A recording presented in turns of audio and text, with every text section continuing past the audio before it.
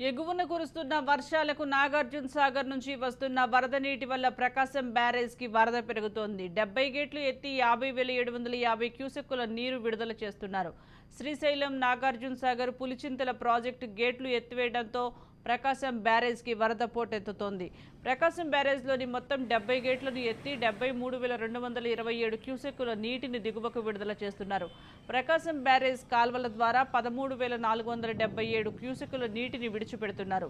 ఇక గేట్లు ఎత్తిన నేపథ్యంలో కృష్ణా, ఎన్టీఆర్ జిల్లాల అధికారులు సమన్వయంతో వ్యవహరిస్తున్నారు. దిగువ ప్రాంతాల ప్రజలను అప్రమత్తం చేశారు. కాలువల ద్వారా విడుదల చేసే వరద నీరు కాలువల్లోకి పూడిక ప్రభావంతో రోడ్లపైకి చేరకుండా ఎప్పటికప్పుడు పర్యవేక్షిస్తున్నారు.